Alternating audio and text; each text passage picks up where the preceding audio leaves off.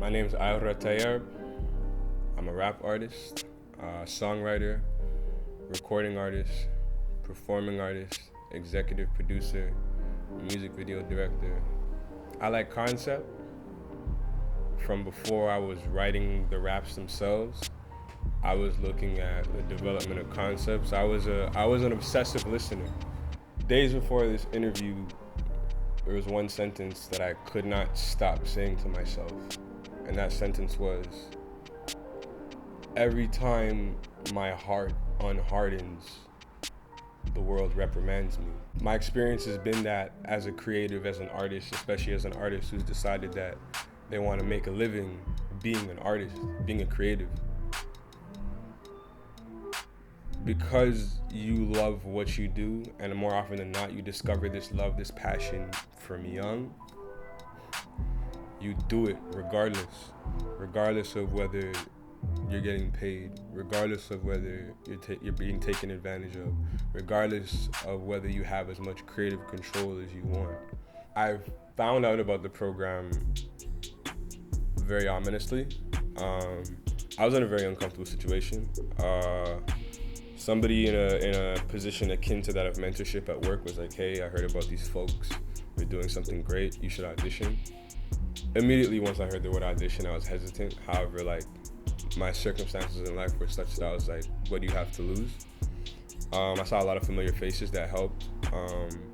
I recognized the creative maturity of the camp even before being introduced. And that was one of the things that sold me before my audition was successful. It was the people, and more specifically, the energy of the people combined. On my first program day, I was there early, waiting around. The first person who walked into the building was Chemist. And it was kind of just like, the minute I dapped him, I was like, yeah, you're supposed to be here. You know what I mean? Like being introduced to Freddie, within minutes, it was like, yeah, this is someone you're supposed to learn from. And the whole series of events was kind of like, this is what's supposed to happen to you, like it or not. Even me having to walk away from the bulk of the program because fatherhood was more important. And that was like an excruciating decision because I knew that applying myself here would work. And I still had to say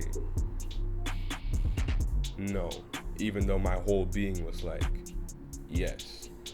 However, the most positive takeaways were the workflow. I had always had this imbibed in my DNA. However, for some reason, the rest of Toronto culture hasn't really caught up, I guess, in terms of the music scene and people feeling like you walk into a session, it's okay to walk out without records done. However, it's like you walk into the door and Just Over Music link session, we're cutting 3 in 3 hours. And I was like, okay, this sounds like what I want to be doing.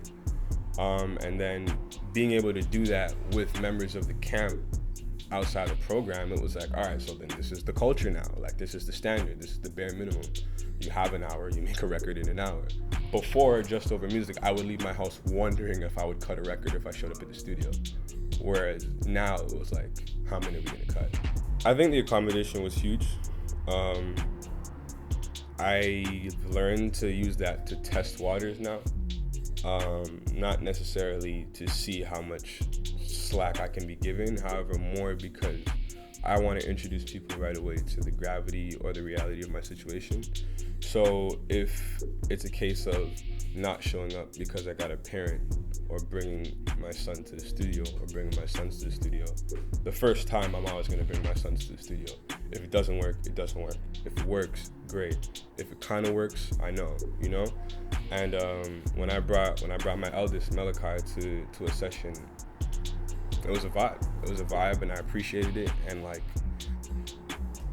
as a parent, especially a young parent, especially a young black parent, especially a young black creative parent, there's always a million question marks. You know what I mean? Like, who am I inconveniencing? Who looks down on me? Like, who cares? And I felt like it was, I wasn't a rapper with a kid. I was a rapper who brought his kid to the studio. And that was life-changing for me. And then when I when I had to take a step back for a few months, and Freddie and the crew reached out and were like, yo, we've read the emails, we've read the texts, we understand, let us know what we could do. I felt pretty respected, more than I had with any other music program for sure. And then when they were like, oh, you can come back now that you have time, I was like, all right, so this is for real, like y'all want to do this. And that was legendary, because what it implied to me is that this is on a continuum. One of the program mentors said to me over the phone, like, now and forever, I got you. Like, when this program's done, we're not gonna stop cutting records and collaborating. I'm not gonna stop swinging opportunities to you. I'm invested in you.